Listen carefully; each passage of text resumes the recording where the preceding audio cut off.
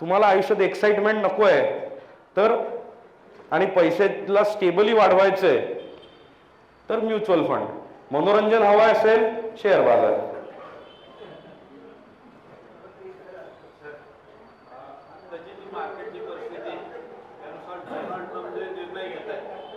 Market बऱ्यापैकी खालीच पडत तर आता जरी आपण इन्व्हेस्टमेंट मध्ये जरी पैसे आणतो तरी ते तुमच्या इन्व्हेस्टमेंट कंपनी थ्रू मार्केटमध्ये जातात, तर त्याच्यावरती इफेक्ट काय होणार? लक्षात घ्या, मार्केटमध्येच जातात हा पण आपला समज आहे. तुमच्या इन्व्हेस्टमेंट्सना ऍसेट अलोकेशन करणं हे गरजेचं असतं. म्हणजे काय तर म्युच्युअल फंडामध्ये फक्त शेअर बाजारात इन्व्हेस्टमेंट नाही होत, म्युच्युअल फंडामधनं कर्ज रोख्यामध्ये म्हणजे एफडी सदृश्य इन्व्हेस्टमेंट होते, म्युच्युअल फंडामधनं गोल्डमध्ये इन्व्हेस्टमेंट होऊ शकते, सिल्वरमध्ये होऊ शकते, अहो रिट्स सारखे रिअल इस्टेटमध्ये देखील इन्व्हेस्टमेंट करणारे म्युच्युअल फंड आहेत. आपण म्युच्युअल फंडाचा कधी कुठल्या पर्यायामध्ये किती पर्सेंटेज जातोय दॅट इज इम्पॉर्टंट. आणि सगळ्यात महत्वाचं, शेअर बाजार संलग्न म्युच्युअल फंडामध्ये जातो असेल तर एवढाच विचार करायचा की किमान हे पैसे मला पुढची 5 वर्ष जग इकडचं तिकडे हो लागणार आहेत का. तर त्याचं जराही उत्तर हो असेल तर शेअर बाजार संलग्न इन्व्हेस्टमेंट पासून लांब जायचं. कर्ज रोखे संलग्न इन्व्हेस्टमेंट आहेत, वेगवेगळे ऑप्शन्स आहेत, मल्टी ऍसेट अलोकेशन सारखे ऑप्शन्स आहेत की जे फंड मॅनेजर ठरवतात कधी सिल्वर मध्ये जायचं, कधी शेअर बाजारात जायचं, कधी डेट फंड्स मध्ये म्हणजे कर्ज रोख्यांमध्ये जायचं. या सगळ्याच्या कॉम्बिनेशन आणि ही जी सायकल आहे ही सायकल चालवल्यानंतर रिटर्न ऑन इन्व्हेस्टमेंट मिळत असतात. सो त्यामुळे वेन एव्हर यू हॅव मनी, तुमच्याकडे ज्यावेळेला पैसे असतील त्यावेळेला तुम्ही तुमच्या गुंतवणूक सल्लागाराला विचारायला पाहिजे आणि त्यासोबत सांगायला पाहिजे की या पैशाचं माझं उद्दिष्ट काय आहे, की हे माझे पैसे माझ्या मुलीच्या लग्नासाठी ठेवायचे आणि जर माझी मुलगी 20-22 वर्षाची आहे, कधी लग्न येऊ शकतं अशा स्थितीत आहे तर गुंतवणूक शेअर बाजार संलग्न नाही होणार. पण माझी मुलगी 2 वर्षाची आहे आणि तिच्या लग्नासाठी पैसे ठेवायचे तर काय फरक पडतो, डोनाल्ड ट्रम्प येऊ नाही तर कोणी येऊ. या सगळ्या कालावधीत ज्या वेळेला तुमची मुलगी 20-25 वर्षाची होईल, 18-20 वर्षानंतर अमेरिकेचे 2-4 राष्ट्राध्यक्ष बदलतील, जग अख्खं पूर्ण टॉप डाऊन बदललेलं असेल. आजची जी इकॉनॉमी आहे ती कैक पटीने पुढची इकॉनॉमी तयार झालेली असेल. त्यामुळे अशा परिस्थितीमध्ये आपण थेट शेअर बाजार संलग्न इन्व्हेस्टमेंट केल्या तरी सुद्धा त्या लॉंग टर्म मध्ये स्टेबल राहतात. पण त्या मधल्या प्रवासात माझी 1 लाखाची इन्व्हेस्टमेंट 99,000 पण झालेली मला बघून चालणार नाही असा जर आपला स्वभाव असेल तर मात्र हे धोकादायक आहे. म्युच्युअल फंडामध्ये एक अत्यंत इमोशनल पेन घ्यावं लागतं. आपल्या इन्व्हेस्टमेंट मायनस मध्ये बघण्याची एक इमोशनल कॉस्ट पण द्यावी लागते additional to the expense ratio.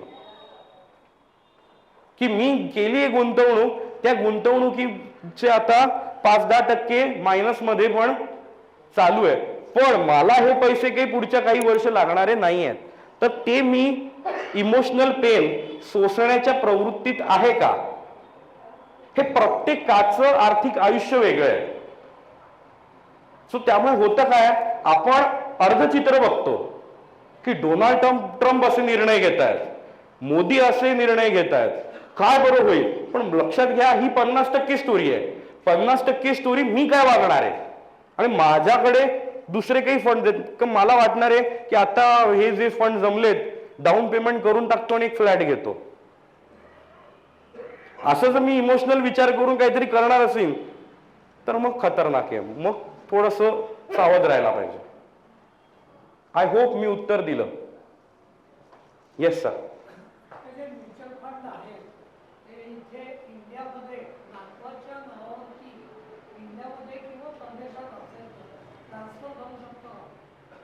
तुमचं नातू परदेशी सिटीजन आहे, नातू परदेशी नागरिक आहे, काही हरकत नाही, ट्रान्सफर होऊ शकतात ना. तुमच्या ज्या काही भारतातल्या इन्व्हेस्टमेंट्स आहेत किंवा म्युच्युअल फंडामधल्या ज्या इन्व्हेस्टमेंट्स आहेत त्या त्यांना ट्रान्सफर नक्की करता येतात त्याच्या नाव तुमच्या हेअर्स ना. येस, अत्यंत काय म्हणता येईल फार किचकट प्रोसिजर अजिबात नाही आहे. आणि तुमचा जो कोणी इन्व्हेस्टमेंट ऍडवायझर असेल तर तो आनंदाने ती गोष्ट करून देत असतो. माझ्यावरनं सांगतो, आमच्याकडे ह्या सतत गोष्टी काय निसर्ग कोणाला थांबवत नाही. काही इन्व्हेस्टर्स हे देवाघरी जात असतात, सो ते गेल्यानंतर सुद्धा एक ऍडवायझर म्हणून त्यांच्या हेअर्सना ते ट्रान्सफर करून द्यायचंय. त्यांनी जे नॉमिनेशन दिलेलं आहे, काही त्यांचं विल असेल तर ते सगळ्या गोष्टी आम्ही आनंदाने ट्रान्सफर करून देतो. का? कारण का तर तो मुलगा किंवा नातू तो तरी क्लायंट म्हणून पुढे आमच्याकडे येण्याची एक त्याच्यामधनं रस्ता असतो की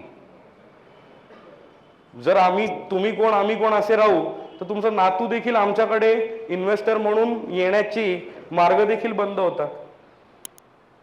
तर त्यामुळे जर हे तुमच्या म्युच्युअल फंडामध्ये इन्व्हेस्टमेंट असतील तर तुमचा नातू परदेशी नागरिक असो, जे काही असो, त्याची जी काही प्रोसेस आहे ती सगळी प्रोसेस नीट फॉलो करून त्यांना ट्रान्सफर करून देण्याचं काम इन्व्हेस्टमेंट ऍडवायझरी सर्व्हिसेस मधनं होत असतं. बघा, आमचं ना 3 स्वरूपात काम चालतं. एक ट्रान्झॅक्शन, म्हणजे त्याच्यामधली थोडक्यात सांगायची तर कारकुनी. फॉर्म घ्या, भरा, किंवा नॉमिनेशन चेंज करा, नॉमिनेशन द्या, ऍड्रेस चेंज झाला, काय आधार व्हेरिफिकेशन आणलं, ही जी सगळी गोष्ट आहे हे सगळे ट्रान्झॅक्शन. दुसरं आणि अत्यंत महत्वाचं काम म्हणजे रिसर्च, की कशात इन्व्हेस्टमेंट करायची आहे हे पहिलं ठरवायचंय. सो रिसर्च, ट्रान्झॅक्शन आणि third and most important work monitoring on investment. ही या बियाणं तुमच्या बॅकयार्डमध्ये भिरकवा, त्याच्यामधनं रोपं येतील, छान गोड फळं लागतील, झाली तुमची शेती. ह्याला टिप देणं म्हणतात, याला इन्व्हेस्टमेंट ऍडवायझरी म्हणत नाहीत. सो इन्व्हेस्टमेंट ऍडवायझरी इज तुमच्या झालेल्या इन्व्हेस्टमेंटचं पुढे काय होतंय ह्याचं 3 महिन्यांनी 6 महिन्यांनी एक फॉलोअप घेणं. त्यामध्ये काही तुमच्या आयुष्यात चेंज घडतोय का, आर्थिक आयुष्यात, मार्केटच्या आयुष्यात आणि इकॉनॉमीमध्ये काही मायक्रो लेवलवरचे चेंजेस होत आहेत, ते मॅक्रो लेवलचे चेंजेस तुमचं आयुष्य हे करून त्यामध्ये काही चेंजेस केले पाहिजेत, नाही केले पाहिजेत, असं करत ज्या वेळेला वर्षानुवर्ष तो पोर्टफोलिओ राहतो त्यावेळेला रिटर्न ऑन इन्व्हेस्टमेंट जनरेट होतो. सो हे 3 टाईपची कामं इन्व्हेस्टमेंट ऍडवायझरी सर्व्हिसेस मध्ये होत असतात.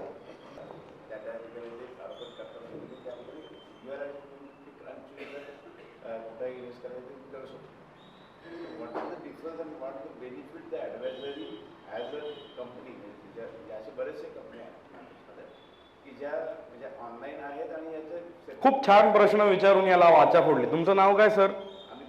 Amit Kulkarni sir, thank you so much. काय माहितीये का, आता ऑनलाईन प्लॅटफॉर्म देखील बरेच सुरू झालेत, पण ते तुम्हाला ना मोह दाखवतात. पण हे जे प्लॅटफॉर्म्स आहेत, कोणी आपल्याला कधी फुकट सेवा देईल का? ते आपल्याला दाखवतात काय, तुम्हाला आम्ही ब्रोकरेज फ्री म्युच्युअल फंड्स दाखवू, डायरेक्ट फंड्स दाखवू, पण हे ऍक्च्युअली काय आहेत, हे ऍडव्हर्टायझिंग प्लॅटफॉर्म्स आहेत.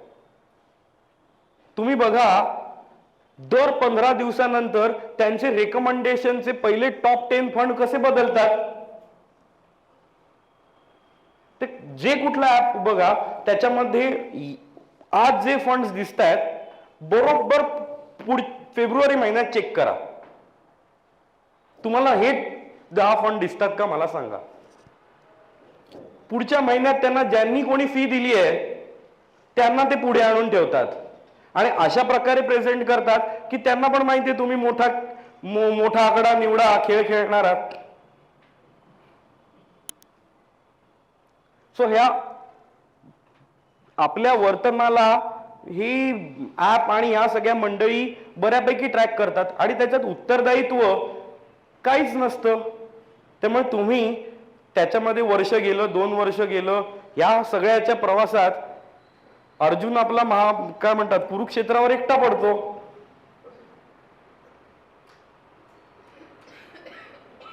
सो लक्षात घ्या, एक याच ऐवजी अगदी बँकेचे जे मंडळी असतात ना, मी म्हणेन ते तर अजून जास्त धोकादायक.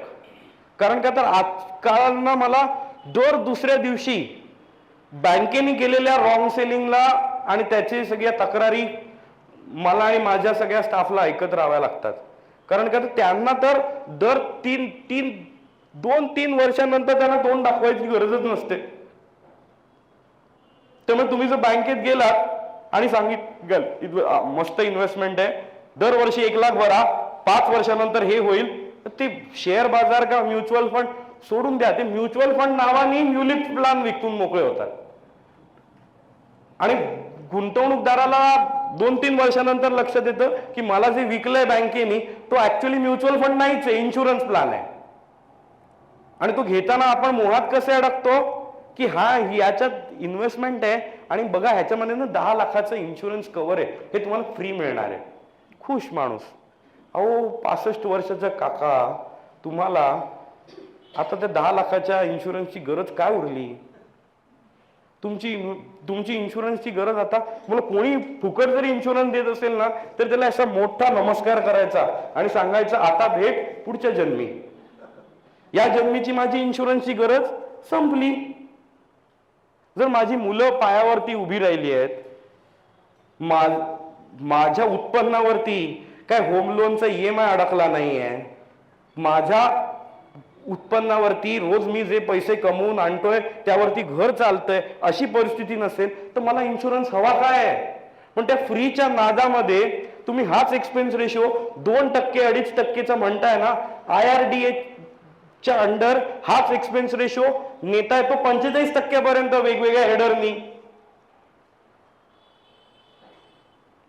सो कुठे म्युच्युअल फंडाचे 1 आणि 2% आणि कुठे 45%? त्या जो कोणी तो गोड गोड बोलणारा आरेम असतो तर त्याच्यातनं 10-15% इन्सेंटिव्ह मिळण्याची त्यांनी तजवीज करून टाकली आहे. मी अनेकांना जे इन्शुरन्स लिंक ते घेतात ना तर त्यांचं मला तर अजून गंमत वाटते. मी त्यांना सांगतो तुम्हाला मुलं किती? ते म्हणतात 2. म्हणून नाही, तिसरी तुमचं वारस एक आहे, तुम्ही विसरताय. कोण? तुमची बँक. 45% एक्सपेन्स रेशो त्यांनी घेतला. 65% तुमची 2 मुलं आहेत वारस म्हणून. 45% एकटा तुमचा RM, बँक आणि इन्शुरन्स कंपनी. बघा, लक्षात घ्या, इथे आपण वाद चर्चा करतोय 1% वाचवायचा का 0.5% वाचवायचा, आणि इकडनं या नादामध्ये जर एक युलिप पॉलिसी घेऊन टाकता आणि शेपूट वाचवण्याच्या नादात हत्ती निघून जातो.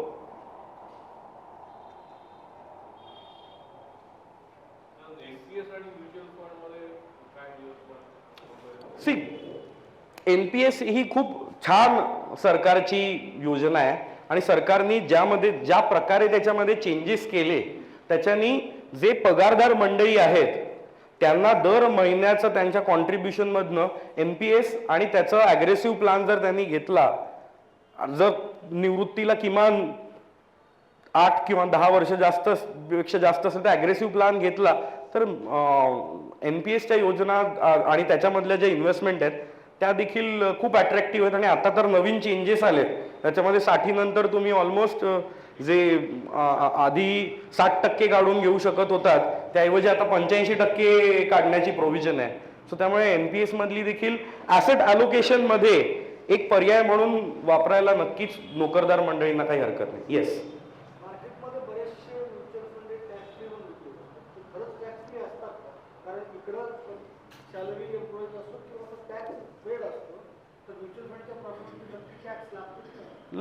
लक्षात घ्या, तुम्हाला जो काही शॉर्ट टर्म मध्ये प्रॉफिट होईल त्यावर शॉर्ट टर्म कॅपिटल गेन आणि लॉंग टर्म मध्ये जो प्रॉफिट होईल त्यावर लॉंग टर्म कॅपिटल गेन हा टॅक्स लागणारच आहे.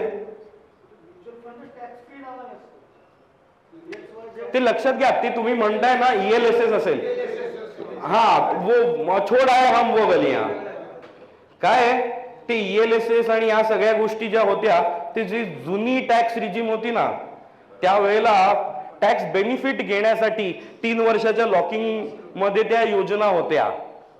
म्हणजे अजूनही आहेत त्या योजना, पण त्या आता हळूहळू कालबाह्य व्हायला लागल्या.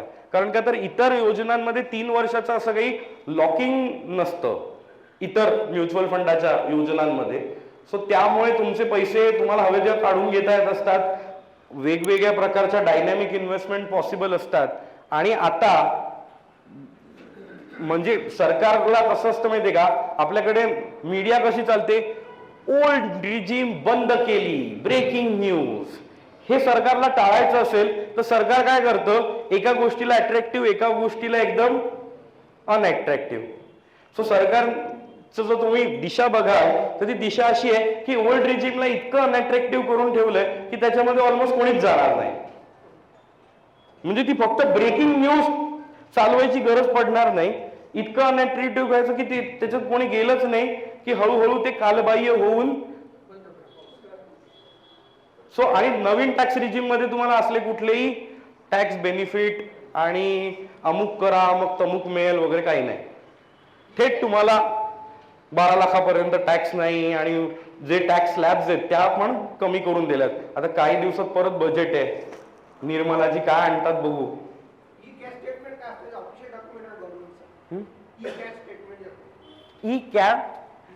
CA statement.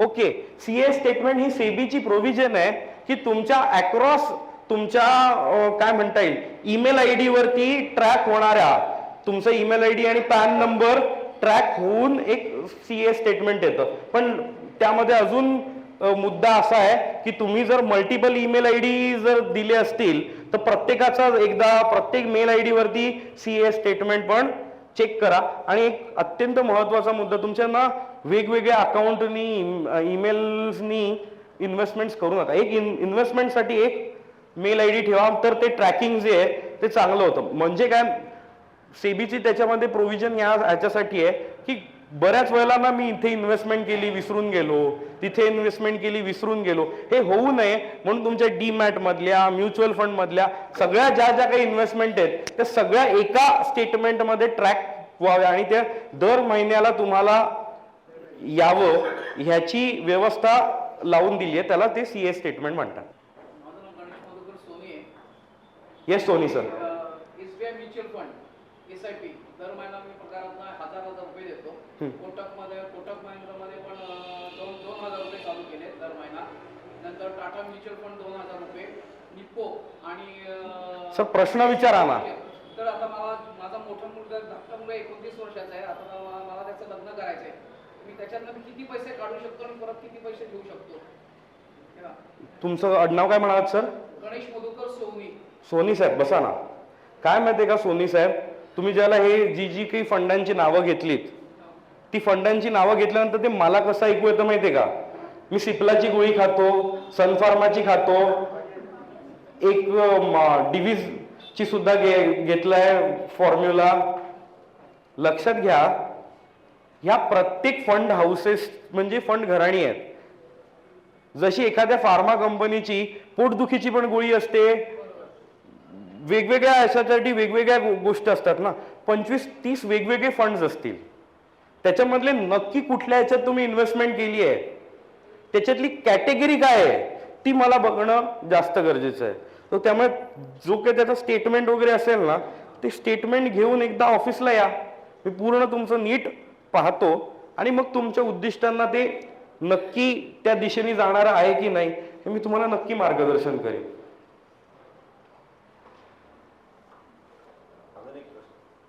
Yes sir. जसं आपण म्युच्युअल फंड आहे किंवा शेअर मार्केट आहे तशा पद्धतीने आपला एक नवीन एक ट्रेंड आहे की त्याच्यामध्ये नवीन नाही जुनामध्ये फॉरेक्स एक्सचेंज म्हणून एक नवीन आलं पाहिजे.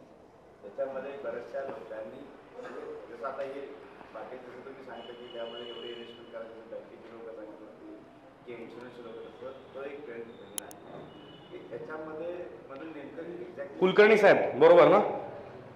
काय माहिती का, असे ना मोहाचे बरेच ऑप्शन्स दिसणार आहेत. काय माहिती का, इन्व्हेस्टमेंटच्या जर्नीमध्ये ना तुम्ही काय काय करता ह्याच्यापेक्षाही ना तुम्ही काय काय करत नाही हे तुमचं सक्सेस जास्त आर्थिक आयुष्यात ठरवतं. आणि आपण काय होतो, आपण मनोरंजक इन्व्हेस्टमेंट करतो. अरे ते फॉरेक्स नाही केलं, चल डन. क्रिप्टो नाही केलं, चल done. Share market done. Mutual fund done. अरे सगळ्या गोष्टी उचलत जाल या आणि सगळ्या गोष्टी करत, ह्याला ऍसेट अलोकेशन नाही म्हणत, ह्याला मोहाचे खेळ म्हणतात. आणि हे जितके तुम्ही मोहाचे खेळ कराल, तुम्ही लक्षात घ्या, या तुम्ही 10 गोष्टींमध्ये इन्व्हेस्टमेंट केली, त्याच्यातली एका गोष्टीनी म्हणजे 20% इन्व्हेस्टमेंट अगदी 5 पट जरी झाली तरी तुम्ही जिथे उभे होता तिथेच परत उभे असणार आहात. कारण का तर 8 गोष्टी चुकल्यात. सो त्यामुळे ह्या सगळ्या गोष्टी आहेत ना, फॉरेक्स ट्रेडिंग, आणि मुळातच ना ट्रेडिंग हा शब्द जिथे येतो ना तिथे एक गोष्ट लक्षात घ्या की ही ना रेसलिंग आहे. कोणतरी जिंकणार आहे आणि कोणतरी हरणार आहे, आणि त्या पडद्याच्या पल्ल्याड तुमच्याशी कोण खेळतंय हेच तुम्हाला नाही माहिती. आणि आपण रोज 2,000-3,000 रुपये मिळतील या नादात खली बरोबर पंगा घेतो, आणि खली आपल्या तंगड्या मोडून ठेवतो. आणि हे खली कोण आहेत माहितीये का? JP Morgan, Morgan Stanley, bank of America, Barclays, Goldman Sachs, ही सगळी मंडळी कोण आहेत? ही जर तुम्ही आता काका म्हणत होते SBI भारताची सगळ्यात काय म्हणता येईल रेप्युटेड मोठी सरकारी बँक मानत असत, या सगळी जी नावं घेतली ना हे SBI पेक्षा किमान 15 पट मोठे आहेत. म्हणजे विचार करा ती काय टाईपचे खली आहेत. आणि ते सुद्धा फॉरेक्स ट्रेडिंग करतायत, ते सुद्धा शेअर मार्केटचं ट्रेडिंग हेजिंग बिजिंग करण्यासाठी म्हणून करतायत. आणि आपले वीर इकडे इंजिनियर MBA झालेले 2-3 महिन्याचे कोर्सेस करून म्हणतात रोज मी खलीला हरवीन आणि रोज 2-3 हजार कमवून आणीन. धन्यवाद, आम्ही काय तुमचं मदत नाही करू शकत. सो त्यामुळे या काय काय नाही करायचं त्याच्यामधली एक गोष्ट अधोरेखित करा, ती आहे.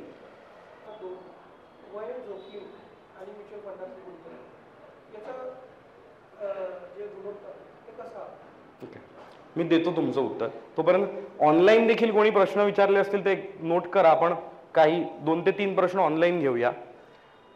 येस, सरांचं दुसऱ्या प्रश्नाचं पहिलं उत्तर देतो. बघा, वय आणि जोखीम हे प्रत्येकाच्या आयुष्याप्रमाणे बदलतं. फक्त ना हे ऑब्जेक्टिव्हली सगळ्यांसाठी एक ठरणार नाही, कारण का तर कोणाची अँसेस्ट्रल प्रॉपर्टी असेल, कोणाची अँसेस्ट्रल प्रॉपर्टी नाही, कोणाची बायको पण कमवतीये, कोणाची बायको कमवती नाही. त्यांचं आयुष्याकडे बघायचं उद्दिष्ट असं आहे की मला ना फ्लॅट वगैरे काही घ्यायचाच नाही आहे, माझी फिरतीचीच नोकरी आहे, मी 60 नंतर फ्लॅट बीट बघेन. तर एक कोणीतरी म्हणतोय की नाही पुण्यात तर फ्लॅट असायलाच पाहिजे. हे सगळ्या गोष्टींमुळे तुमचे खर्च, तुमचं उत्पन्न ह्याची गणित खूप बदलणार आहेत.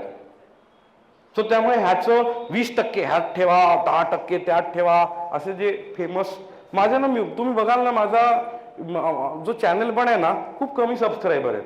का? मी काही टिप देत नाही, कुठलेच शेअर्स रेकमेंड करत नाही, कुठले फंड पण रेकमेंड करत नाही. कशाला बघतील माझा चॅनल? 10,000 सबस्क्रायबर आहेत.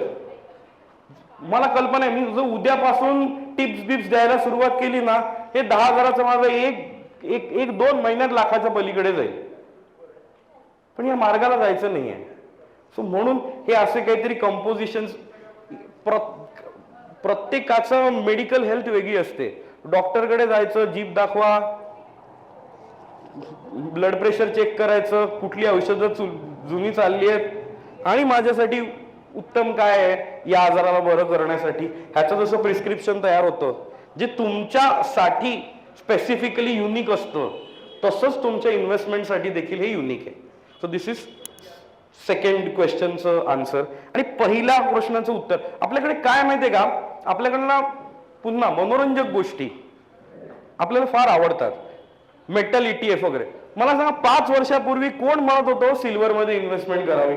ज्याला रिटर्न ऑन इन्व्हेस्टमेंट आला की आपल्याला वाटतं त्यात इन्व्हेस्टमेंट करावी. पण ऍक्च्युअली मोठ्या इन्व्हेस्टर्सचा खेळ खेळून झाल्यावरती आपल्याला ही भावना कशी निर्माण होईल ही दिली जाते. तुम्हाला कल्पना आहे 1985 साली डॉलर टर्म मध्ये ज्या रेटवर चांदी होती ना त्या रेटवरती आत्ता 2025 साली आली. म्हणजे जो कोणी अमेरिकन इन्व्हेस्टर होता ज्यांनी चांदीत इन्व्हेस्टमेंट केलेली तो जर थांबून राहिला माझ्या भावाला येऊ दे तर 40 वर्ष गेली. चांदी is more volatile than small cap. Forget gold. Small cap पेक्षाही ते व्हॉलिटाईल आहे. आणि या सगळ्या याच्यामध्ये ना चांदी म्हणा, सोनं म्हणा, प्रत्येक गोष्ट काय आहे लक्ष्मी स्वरूप आहे. हो, तुम्ही लक्ष्मीला असं पॅटर्न मध्ये तुमच्या नाही बांधू शकत. ती चंचल आहे आणि जोपर्यंत ती चंचल आहे तोपर्यंत तुमच्यासाठी चांगली आहे आणि तोपर्यंत तुमच्यासाठी लक्ष्मी आहे. तुम्हाला आपला पॅटर्न आपल्याला हवंय, मी त्यात आलो ना की वाढलं पाहिजे, हा आपला समज आहे, त्याप्रमाणे ते सगळं चालेल असं नाही होत. हा झाला मेटल बाबतचा तुमचा प्रश्न. आता तुमच्याच प्रश्नामधला उरलेला जो भाग आहे ETF, त्याबद्दल पण उत्तर देऊन ठेवतो. आपल्याकडे फेमस बरेच व्हिडिओ चालतात ETF आपण काय माहितीये का, हे सगळ्याकडे ना वेस्टर्न दृष्टिकोनातून बघतो. आपण मुळातच आपण गुलाम आहोत. आपल्यावरती आता गुलामी करायची पण काही फार गरजच नाही. लक्षात घ्या, हे सगळ्या गोष्टी जे चालल्यात ना, ह्या कुठून आल्यात? 101 वर्ष कुठे झाली म्युच्युअल फंडाला? अमेरिकेत. मी सांगेल 1985 साली किती लिस्टेड कंपन्या होत्या? आपल्याकडे आत्ता 5000 आहेत. आपल्याकडे आत्ता हा डीमॅट अकाउंटचा आकडा 10% वर आत्ता गेला. अमेरिकेमध्ये 80% वर आहे हा. तुम्ही लक्षात घ्या, अमेरिकेचं विकसित अवस्था किती मोठी आहे. अमेरिकेची अर्थव्यवस्था ऑलमोस्ट 26-28 ट्रिलियन वगैरे 25च्या वर आहे. आपण आत्ता 4 ट्रिलियन होऊ म्हणतोय आणि 4 कडनं आपण 5 ट्रिलियन होणार. अमेरिकेची लोकसंख्या आणि आपली लोकसंख्या बघा केवढा मोठा. 1/4 पण नाहीये त्यांची लोकसंख्या आणि आपण आता 4 होणार आहोत, ते ऑलरेडी 25 आहेत. किती पट मोठे आहेत. एवढीशी लोकसंख्या आहे आणि इतक्या कंपन्या लिस्टेड आहेत, इतक्या प्रमाणात ऑर्गनाइज इन्व्हेस्टमेंट. तुम्हाला माहिती आहे हेज फंड आपल्याकडे आत्ता SIF वगैरे सुरू झालं. हेज फंड अजून सुरूच व्हायचे आहेत. जे अख्ख्या जगाला चालवतात बिलवतात म्हणतात ते हेज फंड वगैरे जे आहेत ना, सगळे जमीनदार मंडळी अमेरिकेची हेज फंड वाली, ती अमेरिकेत बसली. आता या एवढ्या डेव्हलप सिस्टीम मध्ये ETF तयार होतात. ETF काय आहे? ज्यावेळेला तुम्ही उदाहरण देतो, बसचं तिकीट काढलंय, तुम्ही बसमध्ये आहात किंवा एक जण स्वतःच्या गाडीने जातोय, कोण आधी पोहोचेल? मुद्दा ठरतो ट्रॅफिक किती आहे. जर ट्रॅफिक भरपूर असेल तर बसमध्ये काय आणि गाडी बंपर टू बंपर काय एकत्रच जाणार आहे. पण रस्ता मोकळा असेल तर बसपेक्षा नक्कीच गाडी आधी पोहोचते ना. भारतीय रस्ते आज रिकामे आहेत. अमेरिकेमध्ये प्रचंड ट्रॅफिक आहे. त्यामुळे हे ETF वगैरे ज्या गोष्टी आहेत हे काय आहेत? हे बसचं तिकीट आहे. इकॉनॉमी ज्या टप्प्यातनं एका टप्प्यातनं दुसऱ्या टप्प्यात जाईल, तुम्ही पण त्या टप्प्यात जाल. हे बसचं तिकीट डेव्हलप इकॉनॉमीमध्ये नक्कीच परिणामकारक ठरतं. पण डेव्हलपिंग इकॉनॉमीमध्ये हेच घेणं फक्त का ETF काहीतरी अट्रॅक्टिव्ह प्रकार आहे, हा पूर्ण नीट अभ्यास न करता जर आपण ETF घेत असू तर आपण कितीतरी प्रमाणात संध्या सोडतोय देखील ना.